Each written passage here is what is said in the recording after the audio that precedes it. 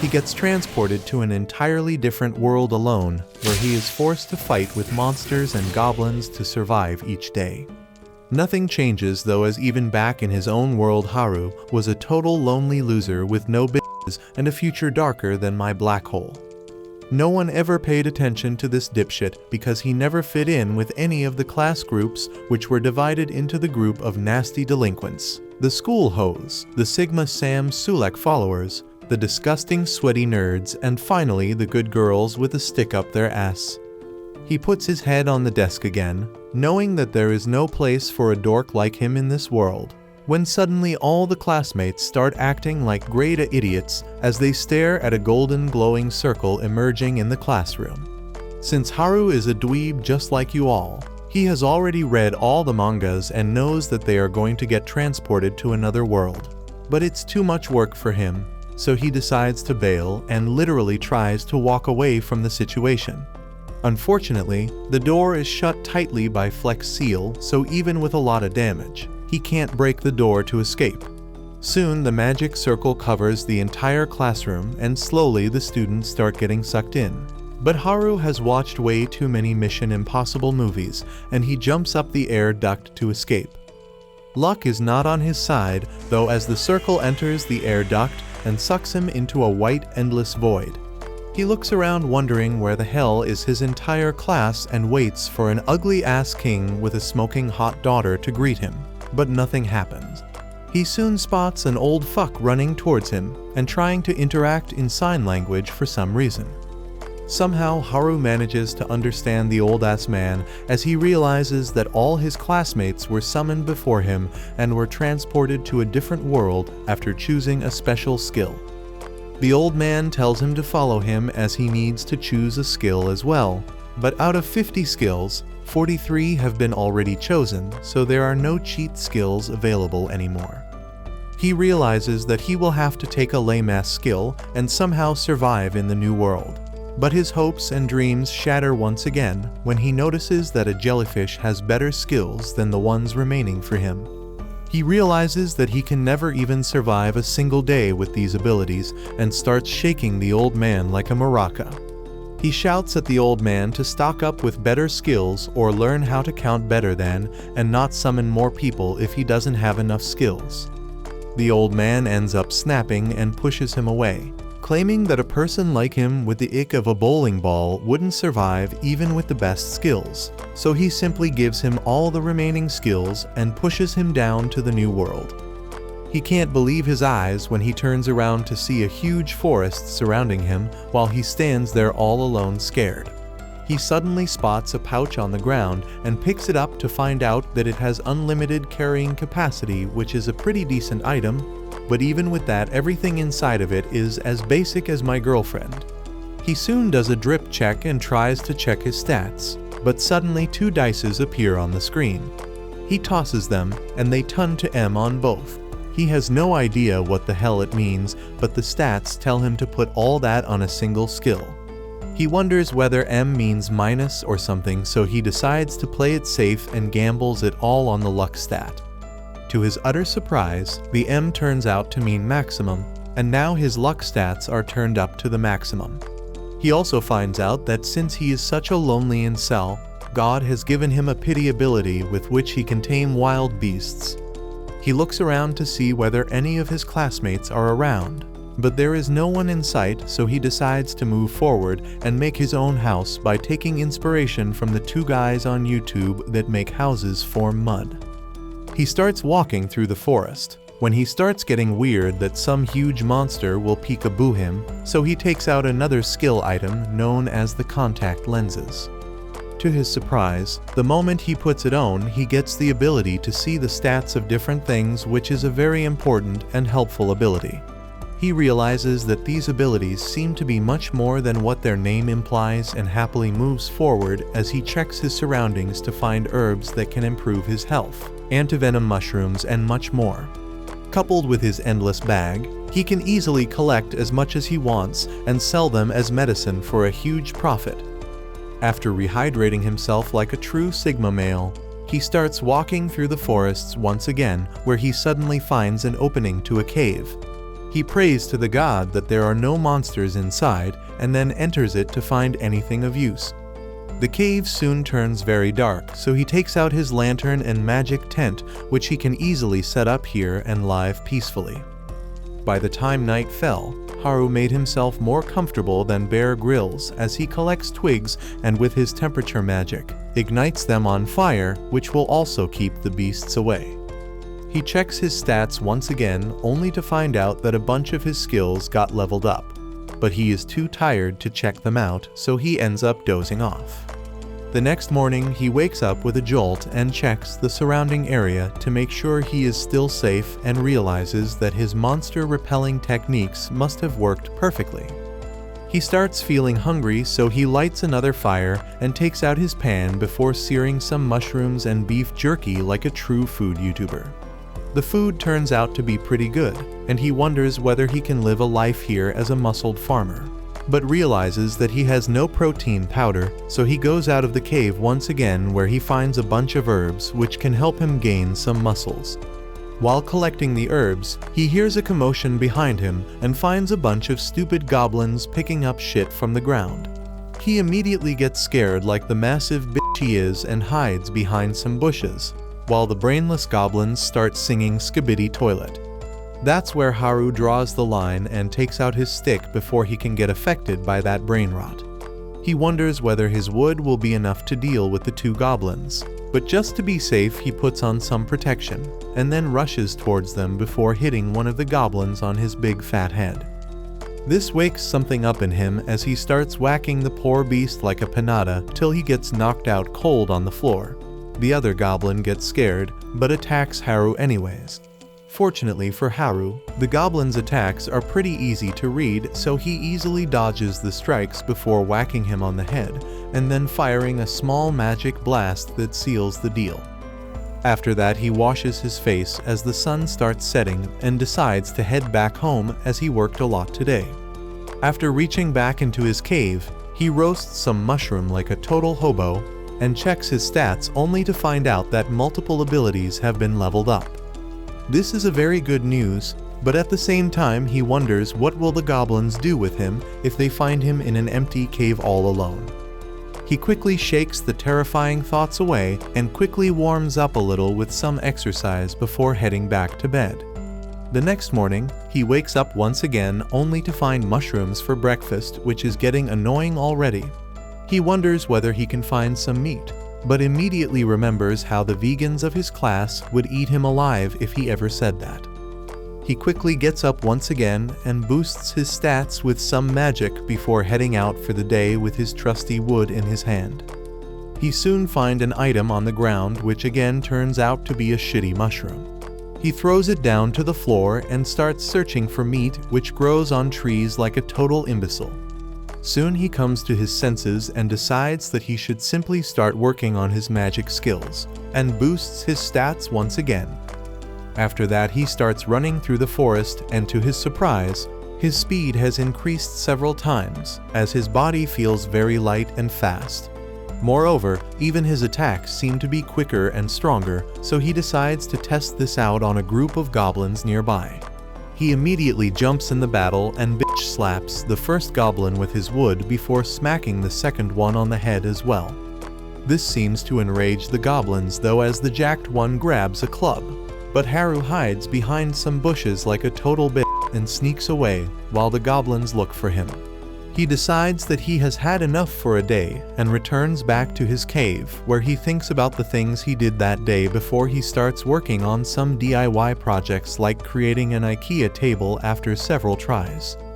By the next morning though, he has gotten pretty good at it and manages to assemble a stool and a coffee table all on his own. He decides to tighten his security as well now that he knows how to build stuff, so he creates a wooden gate at the entrance of his cave to make sure no one can enter without his permission. That night, he goes out to hunt some small game as he can't live without meat any longer. Thankfully for him, the luck is on his side as he manages to spot a rabbit running away in the forest, but his beastly desire to eat meat completely overpowers him, and he manages to catch it like a feral cat. He starts smiling like a monster at the thought of the delicious meat when suddenly he feels the presence of other people in the area and gets on alert mode. He looks around and, to his surprise and dismay, finds the group of delinquents walking towards him. This really scares him as he doesn't want to get involved with them, so he hides behind some bushes and starts walking away quietly. But his idiot senses start tingling again. He quickly uses his special sight abilities, which lets him see everything around him, and to his surprise, he spots the class thoughts walking towards him from one side, while the average Sam Sulek enjoyers and the creepy nerds walk from the other side. He decides that he wants nothing to do with them, when he suddenly spots the vegan girls led by the class president. He lets the bunny go and wonders whether he should meet with the class president since she has been nice to him and he has known her since first grade.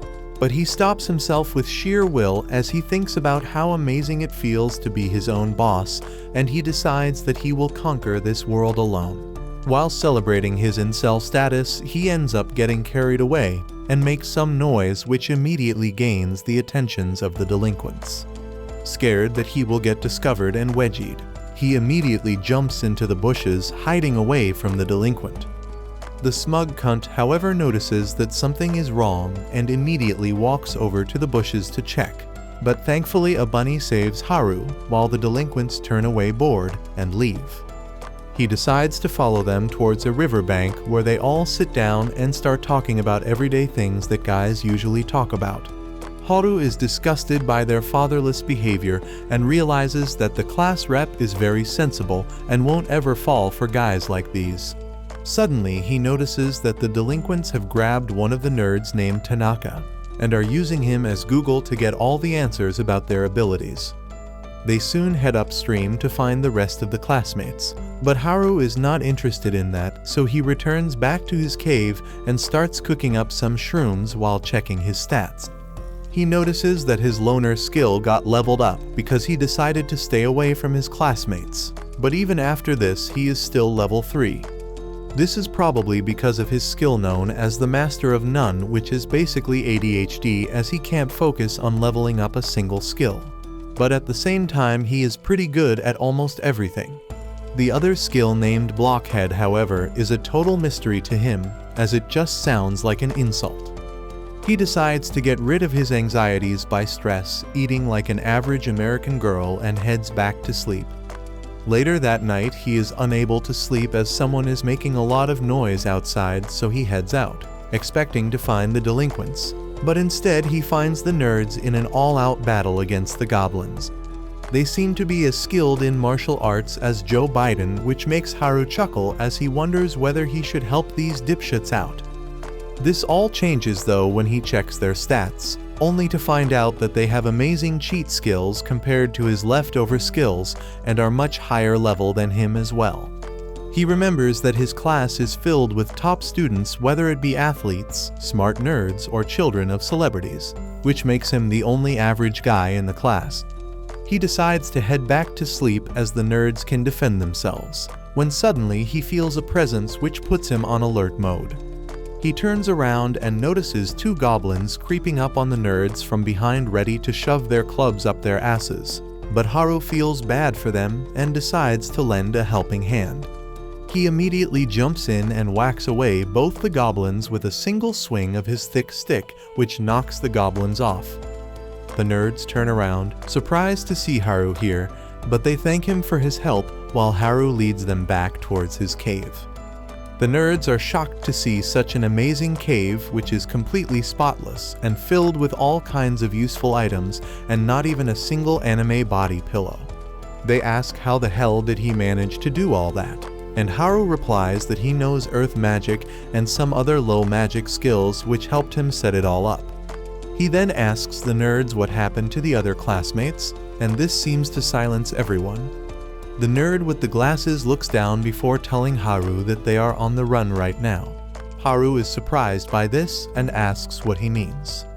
He explains that the day they got transferred into this world, all of them were in shock as they couldn't believe what the hell was happening, but the nerds quickly understood the assignment as they realized that they are in an alternate world and have cheat skills. The bitches captives were crying and the hoes were feeling bored, but the class rep was trying to calm everyone down. The delinquents noticed that the nerds were not as scared of this sudden change and threatened to beat them up if they didn't tell them everything they knew about this world. But before they could do anything, they get surrounded by a bunch of goblins. All the hoes started crying, and even the delinquents started acting like a bunch of bitches as they scrambled back into the corner. But this was the exact moment every single nerd in the world waits for, and the nerds took charge. They immediately take control of their abilities and used their knowledge about fantasy worlds to easily defeat the goblins. The average Sam Sulek fans decide to help, and together they manage to defeat all the goblins in the area. The class rep quickly took charge once again and led all of them into a clear area near the riverbed where they could actually see any danger approaching them. Soon after that, the nerds helped everyone understand the basic, and they all set up camps while the class rep distributed work between them. Everything would have gone well if the entire class worked as a single unit. But in reality, the hoes were the first who decided that they don't want to set up tents and work, so they left on their own. Realizing that leaving was an option, the delinquents decided to ditch them as well, while the class rep tried to stop all of them but failed miserably. And slowly, the entire class got divided into their own groups, and they all went their own ways. This left the class rep along with the nerds and a handful of other students who tried to work together as a team, but because all the others were so incompetent, the nerds were forced to take most of the work, including the battle against the goblins and making sure that their camp didn't get raided. They also wanted to raise their levels as quickly as possible because they wanted to be safe from the two most dangerous skills which can control everyone. Unfortunately, both of the skills were taken by the delinquents who can't be trusted, and the only way to escape that spell is to have high level of magic resistance. The delinquents quickly learned about this as well, and to counteract what the nerds were doing, these useless wastes of oxygen started leveling up as well to make sure that their skills reign supreme so that they can take control of everyone else. The nerds told this plan to the class rep, who decided to train and get leveled up as well. Finally, after a couple of days, the delinquents managed to learn the mind control skills, and to their surprise, they conveniently found the class rep walking nearby. These worthless degenerates immediately try to use their spell on her, but the class rep had other plans and tased the shit out of them, forcing them to the ground. The nerds helped carry them back to the camp where their plans were revealed, and so the delinquents were kicked out of the group. Unfortunately, this was not the happy ending they were expecting, as these zero-ick losers decided to attack their own classmates and started burning down the camps and chasing after the nerds to teach them a lesson. The entire camp was destroyed as no one dared go against the delinquents with the mind control abilities, and this really broke the nerds who worked so hard for the camp.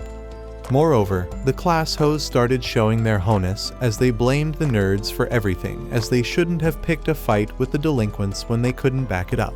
Slowly, the entire class turned against them, and only the class rep spoke up for them. But because the situation was too awkward, they decided to leave. Haru was amazed after hearing all this and hugged them tightly, claiming that they are actual heroes, and decided to treat them all to a party where they stuffed their faces with shrooms like Mike Tyson on a podcast. The next morning, Haru bid them farewell with a bag full of shrooms, while the nerds asked whether he would want to join their team as he fits the closest with the nerds. They claim that they are heading down to the nearby town to become adventurers, but Haru tells them to f*** off as he is a loner and literally shoos them away like a dog. Haru decides to check up on the rest of his classmates, especially the class rep, but on the way he ends up running into a rabid wolf. The wolf monster f***ing bites him in the arm, but Haru manages to bonk him on the head, knocking him out before moving ahead. By the time night falls, he finds the area where his classmates were camped earlier, but he finds only the remains of a camp there. He quickly uses his tracking skills and starts following the footsteps when he suddenly senses the hoes coming right at him, so he tries to hide and move away.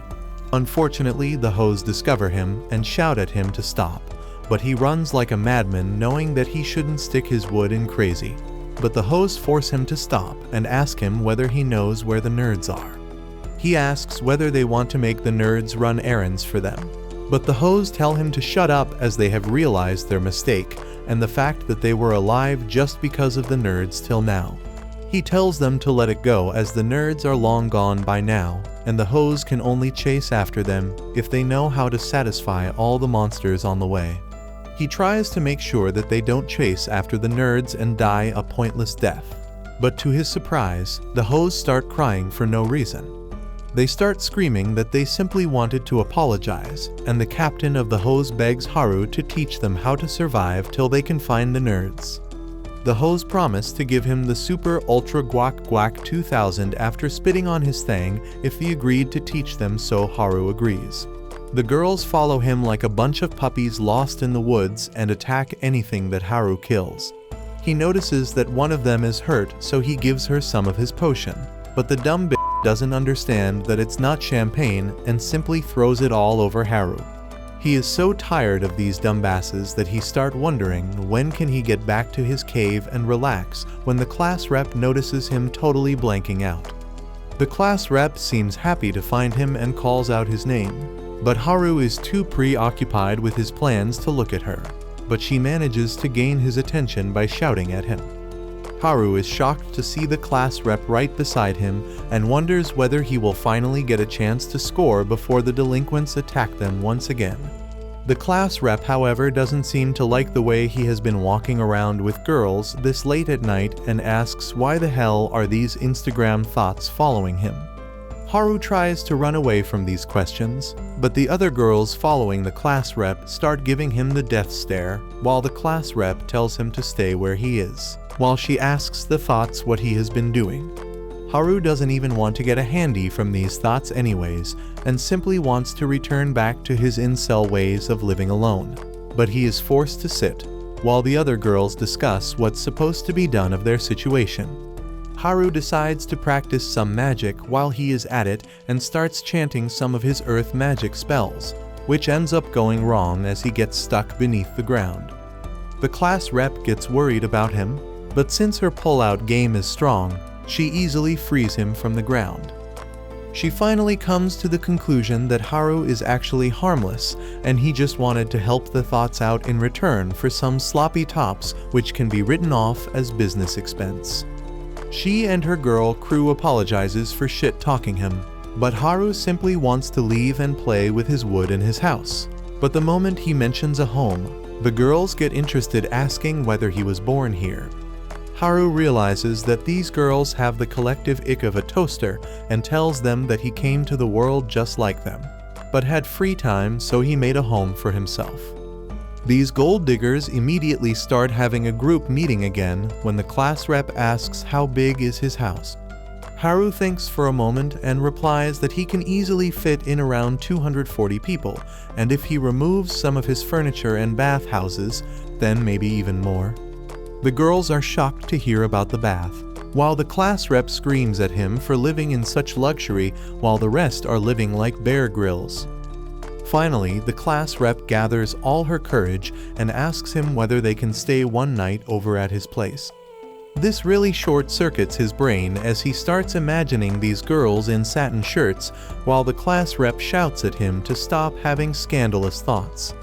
They soon start walking through the woods, and somehow this motherfucker is equipped with Google Maps, as well as he simply follows the arrows at night while the other bitches are having trouble seeing what's in front of them. After walking for what seemed like an eternity, they finally reach his house where they all start breathing hard, while he welcomes them to his not-so-humble abode. They immediately start ogling at all the luxurious things that he has in his life, while Haru wonders whether he speed ran through the harem-making process. Things take an amazing turn when these girls finally spot the bathroom and their clothes come off just as fast as I last in the bedroom. The girls immediately jump into the bath together, while Haru stands outside wondering whether the forest life has turned their femininity into savagery. Haru finally decides to call it a night and feels very happy to have his own space outside. But even that is interrupted by the class rep, who enters his tent and starts yapping about how the other guys left them all alone in the forest and how hard it was for the strong and independent girls to survive without their Stanley cups and their iced pumpkin spice lattes. But Haru's home provided them some much-needed relief. Haru tells her that she did a great job keeping their spirits high and protecting them throughout this journey, and she shouldn't compare herself to these weebs who have been working all their lives in the hopes of getting transported into an alternate world. The class rep thanks him for his kind words and returns back to the house, where they get a good night's sleep while Haru gets some weed and starts imagining the girls while practicing how to create a protein shake. The next morning, he wakes up hoping no one shines a black light in his tent when he spots a purple-haired girl in his tent. He wonders whether this is the part where he finds a stepsis from Alabama, but the girl turns out to be one of his classmates. She tells him to get ready for breakfast, as they have cooked some mushrooms and fish, which really shocks him as he ends up knocking her head with his. He runs outside and starts chowing down on the fish like a hungry piranha, while the class rep asks why is he acting like he has never seen a fish before. Haru tells the bitch to shut her trap, as he has been going to the river every single day and watching the fishes while eating his shitty mushrooms. The class rep asks why didn't he catch them, but Haru replies that the fishes are slicker than his wood last night, which makes it very hard to catch them. He asks how the hell did they catch these fishes, and the class rep replies that they have experience handling slippery things and also they have magic. One of the girls show him how she uses lightning magic to Pikachu the shit out of the fishes, which excites Haru, who asks her to show it to him one more time. The girl produces the lightning ball once again, but this time he walks up to her and covers the lightning in a plastic cube before throwing it in the water and killing all of the fishes. This really excites him, and he even learns lightning magic this way.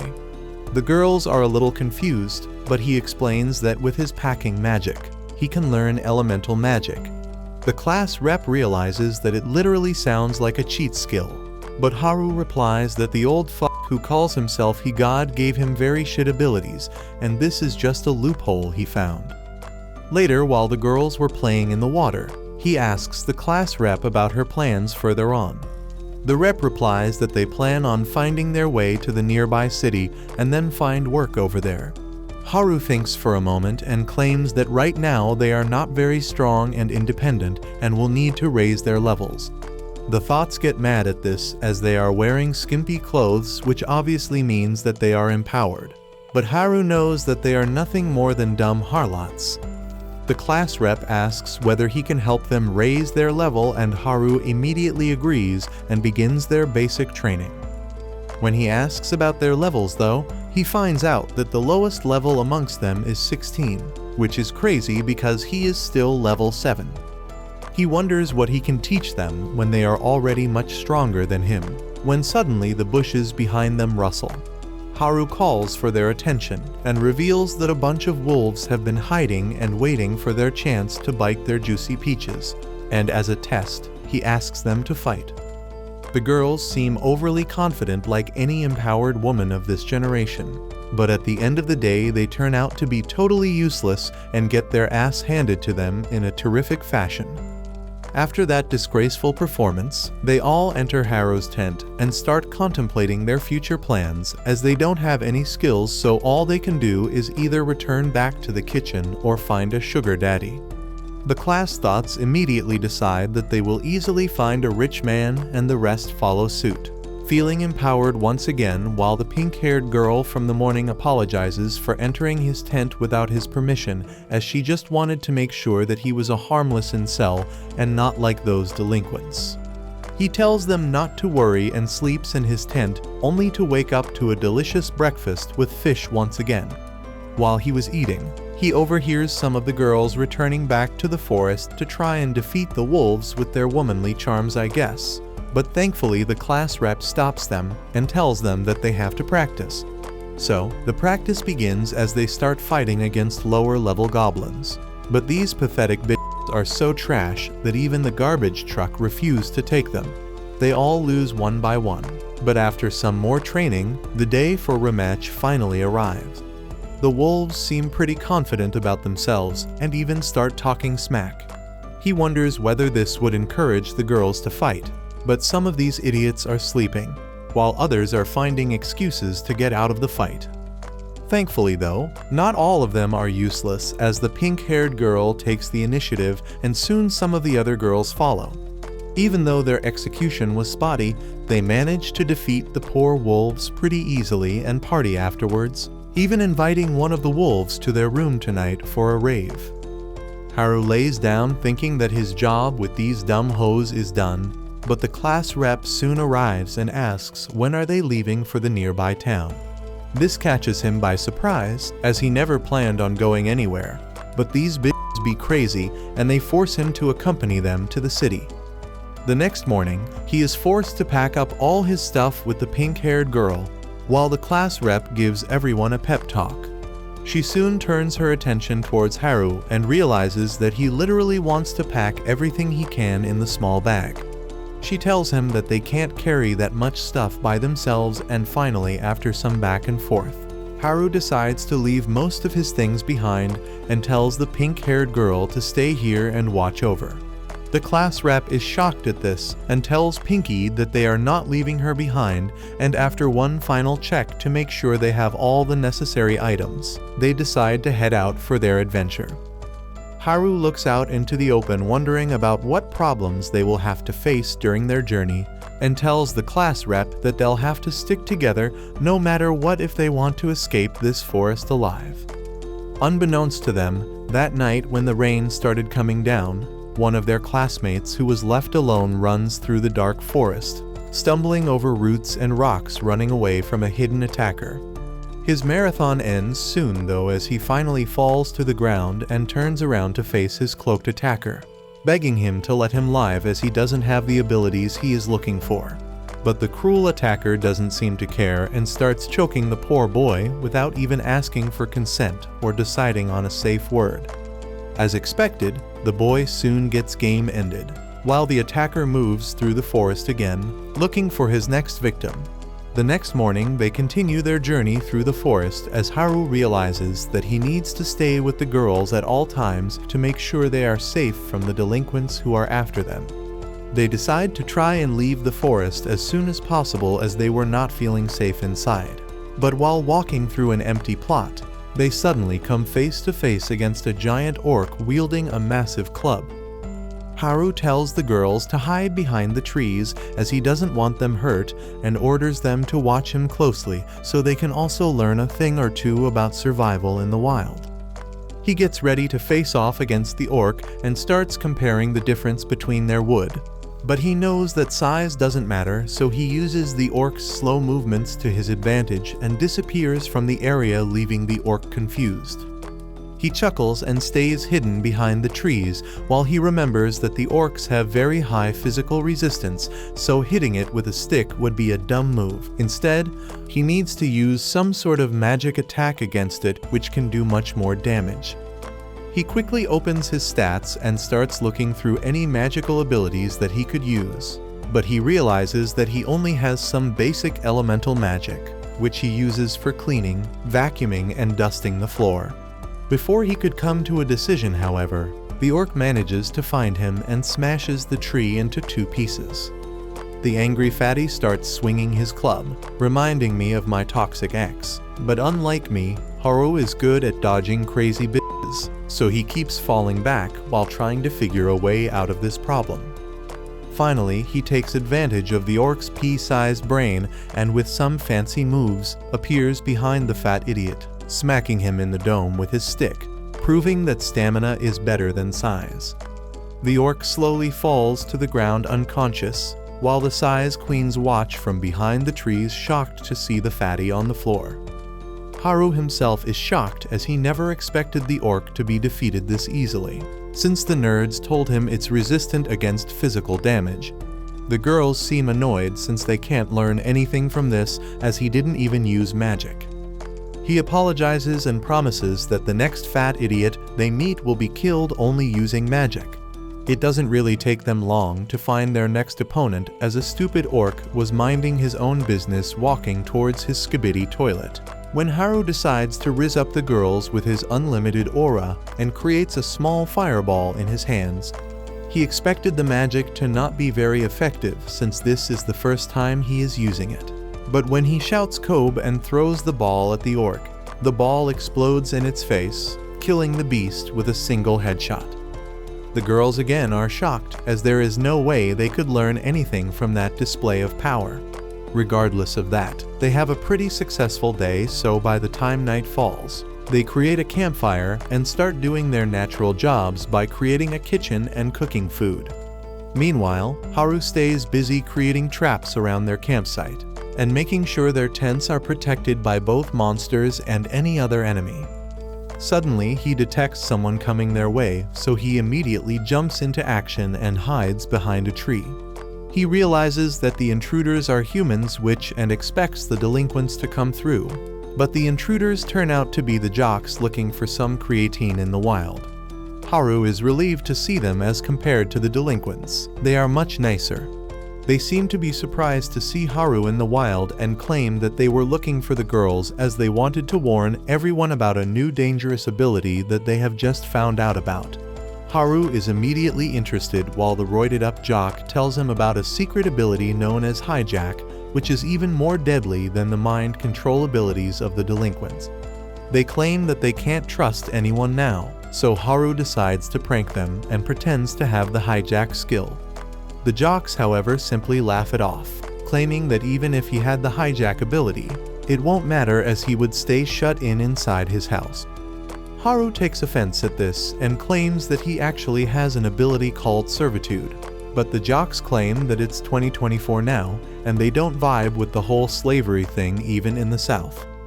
After that, they bid Haru farewell, telling him to be on the watch against the person with this hijacking ability as they walk off into the forest to look for some protein shake.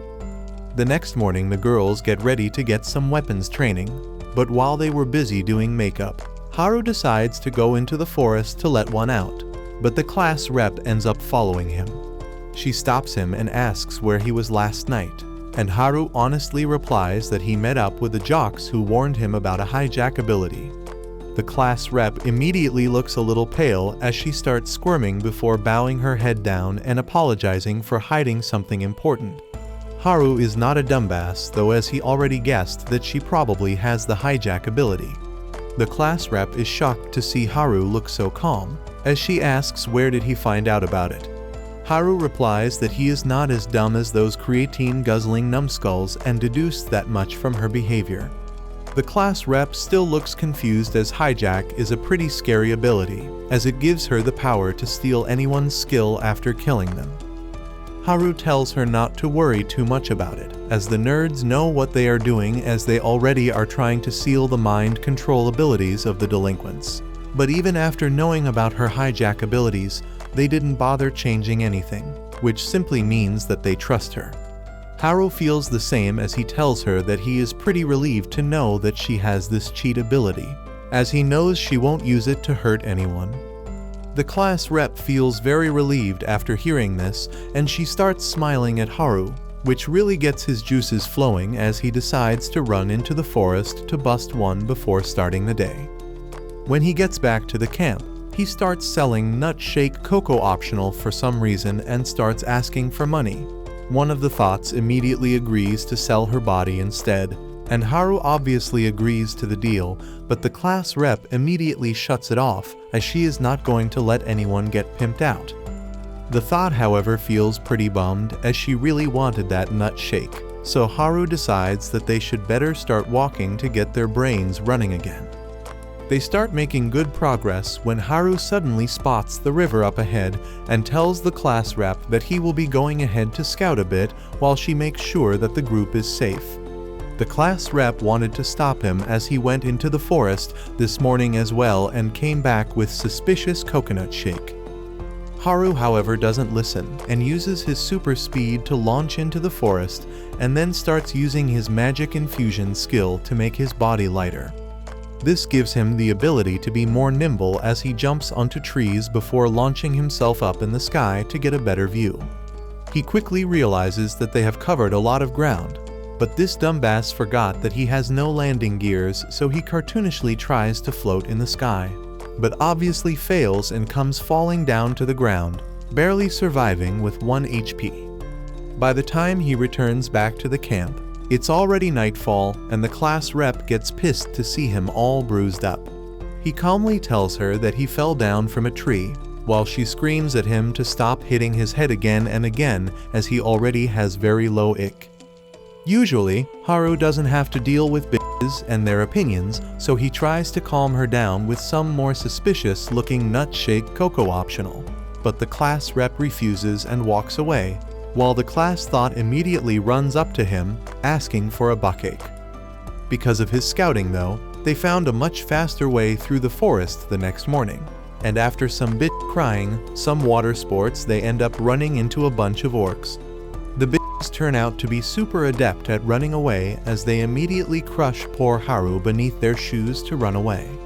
Finally, after dealing with all the issues and traveling through the forests for several days, they manage to get out of the woods and get the first sight of the beautiful city in front of them.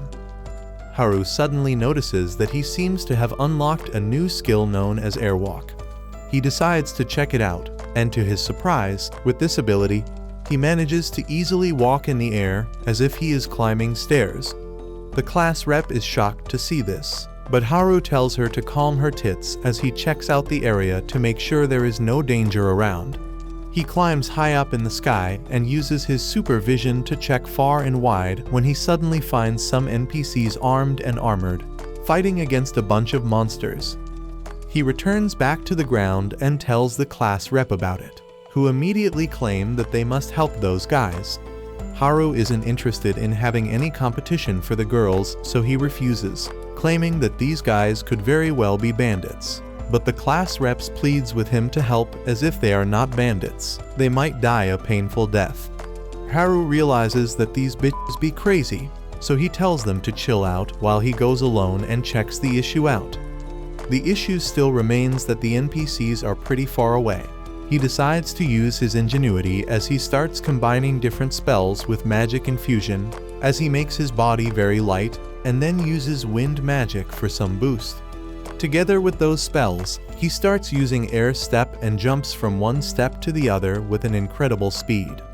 His gamble ends up working out as he realizes that now he can travel to faraway places very easily.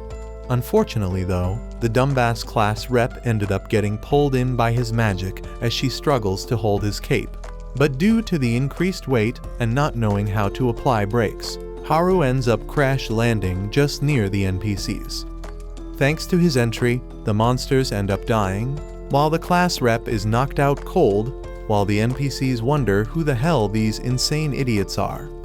The NPCs introduce themselves as Gat and Oft, claiming that they were here on a quest to kill these monsters, but they were clearly outmatched, and if not for Haru they would have died.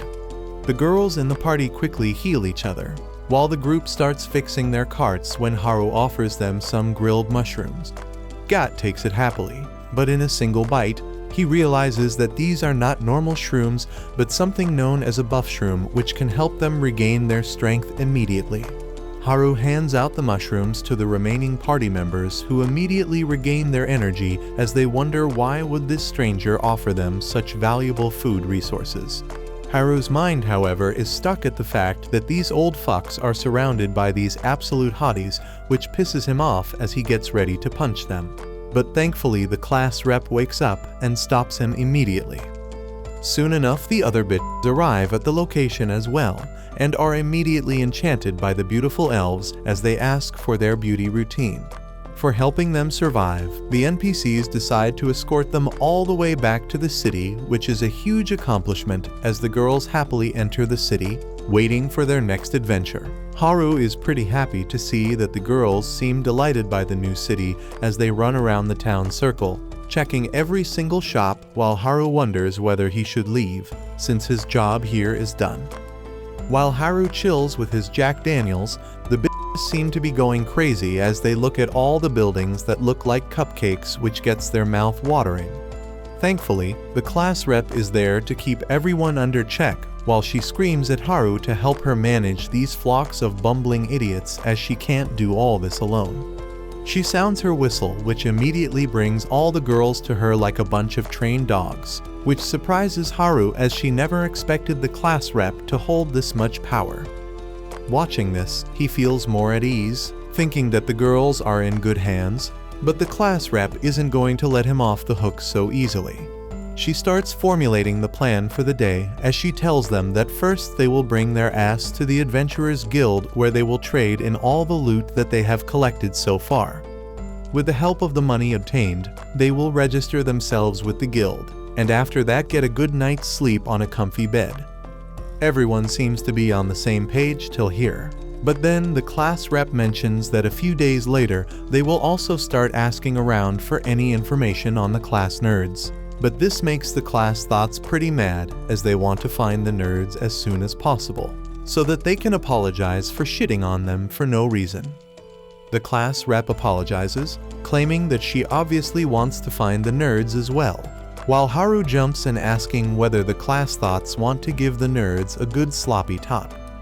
A little while later they finally arrive at the Adventurers Guild, but it is much scarier than they ever anticipated. They were expecting a place filled with girls with big plots and happy welcoming faces, but instead they are greeted by a bunch of grown men looking hungrily at them as they wonder who the hell are these newbies. Thankfully Oft emerges from the stairs and calls Haru in, claiming that the guild master wanted to see them, so Haru tells the class rep to wait outside, while he enters the guild all on his own. As soon as he enters inside, all the adventurers start staring at him, while Gat directs him to go inside where he finds an angry-looking guild master who asks whether he is the Haru who fought against the wild beasts. Haru gets scared and wonders if he should simply run away, but he decides to bite the bullet and nods in agreement. Suddenly, the entire atmosphere changes as the guildmaster starts shaking his hands, thanking him for saving the life of this party, as without him Oft's party would have been dead. Haru is pretty shaken up by this meeting, but decides to head downstairs where he finds an open reception. He decides to trade some of the emerald crystals that he harvested along the way. The four-eyed girl at the counter claims that she can appraise the crystals and give him a fair price for it. So Haru decides to try his luck and pours a huge sack of crystals on the table, which totally shocks the girl who wonders who this man is. After that, Haru feels like a total baller, as he claims that he has even more crystals ready, but the girl claims that they don't have the capacity to check so many crystals right now and asks for a day's time.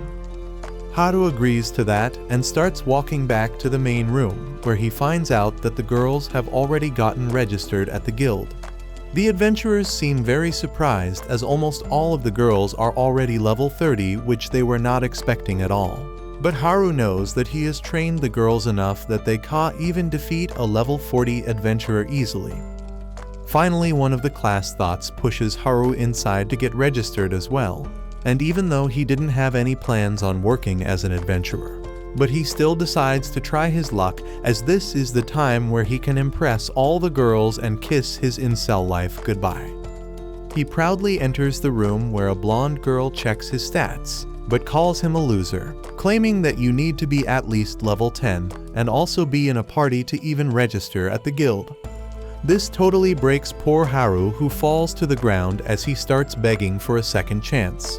But the girl tells him to grow up and start looks maxing, as that is the only way he can ever get into a party with his ugly face. She tells him that he can only start adventuring solo once he reaches level 20, and he won't even be called a proper adventurer till he reaches level 30. He realizes that there is no way he can get a party because of his loner skill, and he can't even go solo as he is not even close to level 20. This totally breaks him as he wonders whether he will always stay a loser. The class rep feels really bad for Haru, so she cheers him up, and they all soon make their way towards the hotel to spend the night. After a long time, they finally get to sleep on proper beds, which is all they wanted. But Haru still stays awake in his own bed, as he felt much more comfortable sleeping in the forest. The next morning, everyone goes outside to explore the town since it is pretty safe. And even Haru decides that he should just get the money from the emeralds and head back to the forest, as the girls should be safe now. But unfortunately, the girl at the reception alongside her superiors all apologize to Haru since they don't even have enough money right now to pay for all his emeralds. The guildmaster walks out, claiming that he brought so many emerald crystals that they didn't even have enough manpower to count it properly, let alone pay for it. So he asks Haru whether he would like to get paid in installments. That is totally fine by Haru, as he loves capitalism and receives a hefty bag of $5,000, which totally shocks him. He seems pretty satisfied by what he has earned, but obviously the moment a loser gets money, all the girls start becoming leeches as they all celebrate and get ready to shop as if it was their money. Gat, on the other hand, is a true brother who tells Haru that he should ditch these hoes and get some actual ones, as he knows a place. Immediately, Haru's mouth starts watering since he has been practicing for No Nut November and edging for 23 days over his skibidi toilet. The class rep tries to stop him, but he ignores her and starts walking with Gat while dreaming about all the girls he will find. But he is disappointed yet again to see an old worn-down shop at the side of the road. Haru looks pretty disappointed, but Gat promises that this shop sells only the best items found in the dungeons. Haru soon starts looking through all the items on sale and realizes that Gat wasn't lying, as these items are definitely pretty unique and interesting. This sends him on a shopping spree as he starts trying on different weapons, armors, and magical items while he puts them all in his cart when, after shopping for an entire day, his eye falls on a special necklace. He asks the weird guy what this necklace does, and he replies that it can fuse multiple items into one. Haru thinks that it could be pretty useful when the class rep arrives at the spot, telling him to chill out with his shopping and head back to sleep. Unfortunately, Haru ends up slipping and accidentally fuses all of the items together. The weird guy/girl is horrified at this as she cries, claiming that he can't fuse before purchasing as all those items are worth over $60,000. This shocks Haru as he goes into depression, while Gat tries to negotiate the price a bit, while the class rep apologizes, claiming they only have $50,000. A couple of days pass by after that, and Haru is still depressed as he is broke now, and there are still so many things he wanted to buy. He doesn't even go out to hunt for more crystals, as he can't go on quests before turning level 20, and he can't even try to merge with the girls, as the class rep will catch him and put him back in his towers. After thinking for a while, he decides that now is the time to leave the city life behind, so he grabs Harry Potter's invisibility cloak and walks right past all the girls in the area. After leaving the tower, for some reason this giant dumbfuck removes the cloak and starts running like a crackhead across the streets and decides to parkour his way out of the city walls. But he is not as cool as he thinks he is and breaks his nuts on top of the walls, while the sports girls from his class watch him slowly slither down the wall in pain with the knowledge that he will never become a father. His plan fails spectacularly and he is sent back to the tower, and the next day the class rep tells him to stay back and be a nice boy as a punishment for trying to run away. Haru pretends to agree with her orders and promises to stay put. But the moment they are off, he quickly gets his cloak and simply walks through the city once again. But this time he keeps his cloak on. He simply walks past the giant dim sum-looking mother at the gate and soon exits the city walls and starts running towards the forests. On the way he spots a destroyed village and a bunch of goblins nearby, which he ignores since he is no hero and keeps making his way towards the jungle. On the way he also spots a carriage being robbed by a bunch of men, and he stops for a moment wondering whether he should help, but realizes that these things probably happen every day in this world and tries to ignore it. Before he could run away though, one of the robbers throw a spear at him, which he dodges while the others get ready to attack. He tells them that he just wants to be alone. But they start making fun of the way he speaks, which brings back some old memories, and in his anger, he literally starts roasting them. The robbers soon decide to fight back and start using their special abilities to attack him, which could have been dangerous. But these idiots were just bots who could only spam a single spell and soon tire themselves out. Soon enough, a bratty girl walks out the carriage and introduces herself as Mary the noble girl and thanks him for saving her from the bandits and begs him to accompany her for the rest of the way as she is scared that more bandits might attack her. In return, she offers him a guac 2000, and even though Haru wanted to return back to the forest, he can't skip on an offer like that and agrees to escort her through the dangerous forest, wondering what monsters are waiting for him along the way. Soon, they reach the city, and Haru doesn't get what Mary promised him. He becomes impatient and thinks that he should have not accepted her request as he paces up and down the waiting room in her castle. He decides to go back to the forest immediately, but Mary comes down after changing into some fresh clothes and acts upset that Haru is trying to leave even though she is planning to treat him very well. He has no choice but to go along with her, and to his surprise, her way of saying thanks is better than he expected. She treats him to a full-course dinner that would make vegans choke and die. He begins deep-throating the meat like a savage, and Mary is irritated by his lack of manners. Anyway, she rewards him with a pouch of money and a VIP identity card that can allow him to enter and exit the city as he pleases. However, much to her irritation, Haru doesn't pay her any attention cause he is busy gulping down the food. The next day, he gets surrounded by the class rep and other girls who want to know where did he spend the last night. Haru tells them that he got invited to the house of this town's mayor, and assures them that it was not because he was trying to escape to the forest. The girls believe him, and then leave for the forest themselves to level up and get some resources. Once they are gone, Haru gets ready to leave the city as well, and this time, he is confident that the identity card is going to get him through everything. Before leaving, he buys some stuff from the weird guy's shop and some food for his comfortable loner life in the forest. He also writes a note for the class rep so that she doesn't get angry, saying that he is going to look out for the jocks since he is worried about them. Since it is not completely false, Haru thinks that this would be enough to keep the class rep from looking for him. With that, he heads to the gate and shows the big dim sum his identity card to get out of the city legally. He feels at home in the forest with the wild creatures and monsters living freely. He misses his home and thinks that he can finally become a loner like he was born to. Again, just then, an orc attacks him from behind, but Haru easily knocks it out with his staff. However, he finds it odd because orcs are not supposed to be found in the outer parts of the forest. He thinks that something fishy is going on here and walks deeper into the forest, where he finds a huge blood stain on the ground.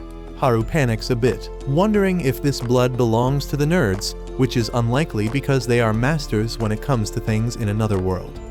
He thinks that it is most likely the blood of the jocks or the delinquents, and decides to follow the huge trail of blood. He finds the jocks severely injured and his heart breaks, thinking that they may have picked a fight with the delinquents and ended up dead. However, he sees one of them is still breathing, and he immediately throws all the healing potions he made from the mushrooms on them. He wishes that they can recover because Sam Sulek would, and his wishes are answered as the leader of the jocks opens his eyes. Haru leads them all to his cave, where they tell him what actually happened. They tried confronting the delinquents to protect the girls, but then suddenly, Tanaka, who was supposed to be their pet nerd, backstabbed them. He killed all the delinquents and even stole the op weapons that they received on coming to this world, and they had no choice but to run away from him.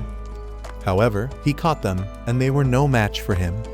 The jocks say that Tanaka was terrifyingly strong, and he was looking for the class rep with an unshakable determination. Even the muscleheads are smart enough to realize that Tanaka is looking for the hijack skill that has to be with the class rep.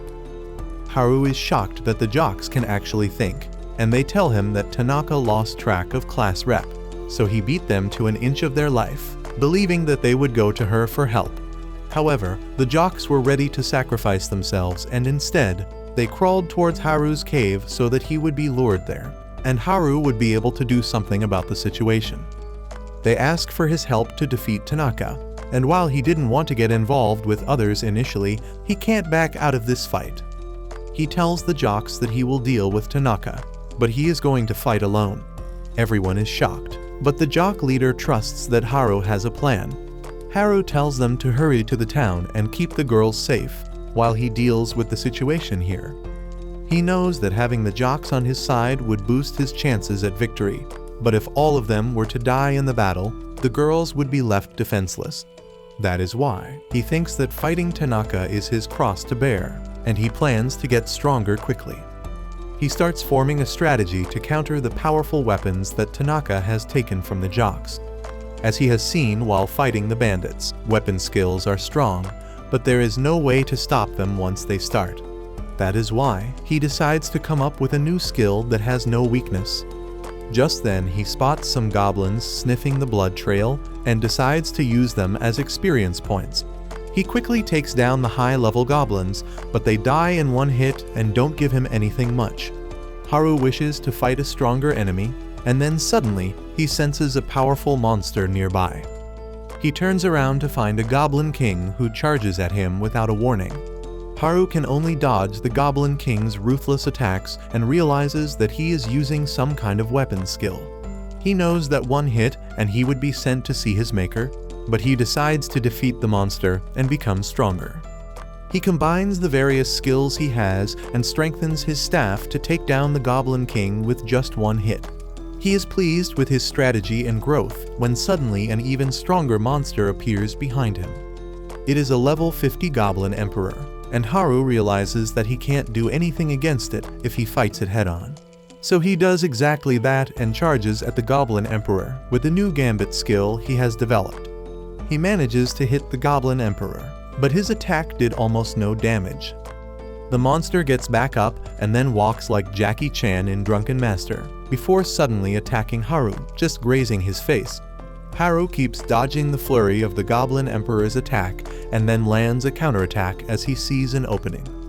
He managed to bring down the monster's health bar down considerably, but it uses a healing skill to restore its health and even increases its strength. The monster then sends a flying slash at Haru, sending him crashing into the trees behind him. He is tired and tattered by now, but he gaslights himself into thinking that he is just being a wimp because the jocks survived even worse injuries than him, so he should be fine at this level. He gets back on his feet and attacks the Goblin Emperor, and after fighting all night long, Haru finally manages to defeat it and reaches level 11. He lets out a victory roar to celebrate and then heads back to his house in the forest. He checks out his stats after leveling up and finds out more about how to use his skills. The gambit attack that he created earlier has been registered as a skill now, and Haru is confident that it has no weakness, which will come handy in his fight against Tanaka. Later that evening, as Haru is standing outside his cave, Tanaka comes to face off against him. He is disappointed because he had hoped for the jocks to lead him to the class rep, but instead they brought him to the loner of the class.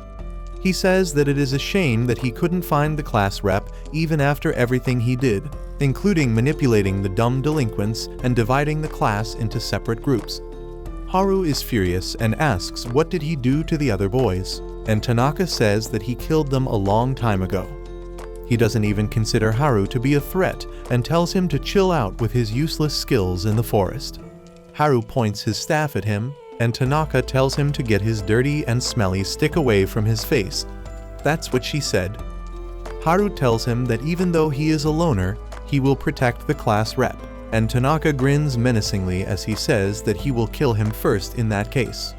If you liked this video, please subscribe to the channel and watch this next video on your screen.